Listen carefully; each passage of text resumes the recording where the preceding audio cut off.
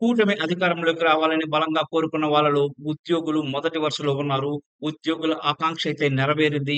కూటమి అధికారంలోకి వస్తే తమకు మేలు జరుగుతుందని ఉద్యోగులు నమ్మారు. అయితే అనుకున్నదొకటి, అయిందొకటి అనే చందంగా 10 నెలల కూటమి పాలనలో ఉద్యోగులకు నిరాశే మిగిలింది. ఈ నేపథ్యంలో కొందరు నిగ్రహించుకోలేక ప్రభుత్వంపై సోషల్ మీడియాలో వ్యతిరేక పోస్టులు పెడుతున్నారు. ఈ ధిక్కారాన్ని సహించలేని ప్రభుత్వం వాళ్ళపై వేటు వేస్తుంది. గత 3 రోజులుగా ఉద్యోగులపై వేటు వేసిన సంగతులు వెలుగు చూస్తున్నాయి. 3 రోజుల క్రితం శ్రీకాకుళంలోని ఏసీబీ విభాగంలో పనిచేసే కానిస్టేబుల్ బైరి చంద్రశేఖర్ ప్రభుత్వానికి వ్యతిరేకంగా సోషల్ మీడియాలో పోస్ట్ పెట్టారు. దీంతో ప్రభుత్వం ఆయనపై కన్నెర చేసింది. కానిస్టేబుల్ డిప్యుటేషన్ రద్దు చేసి విజయవాడ పోలీస్ శాఖకు వెనక్కి పంపించి చర్యలు తీసుకున్నారు.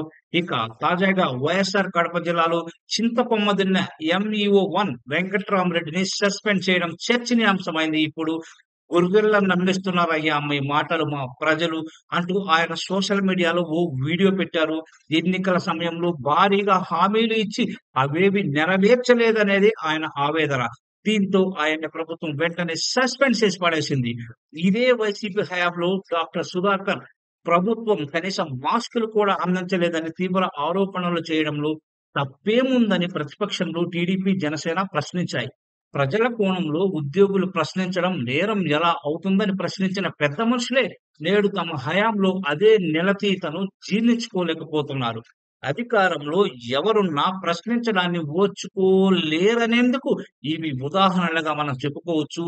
అంతేకాదు ప్రభుత్వంపై ఉద్యోగుల్లో వ్యతిరేకత పెరుగుతుందని గ్రహించాల్సిన అవసరం కూడా కూటమి ప్రభుత్వానికి ఎంతైనా ఉంది.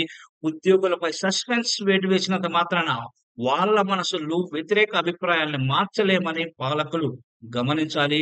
సోషల్ మీడియా వేదికగా అందరూ బహిరంగంగా ప్రశ్నించలేకపోవచ్చు. కానీ వాళ్ళ మనసుల్లో మాత్రం తమపై వ్యతిరేకత ఉందని గుర్తించి పాలకులు జాగ్రత్తగా మసులుకోలేకపోతే కు రానున్న ఎన్నికల్లో ప్రభుత్వానికి తీవ్ర పరిణామాలైతే తప్పే అవకాశాలు లేకపోలేదు.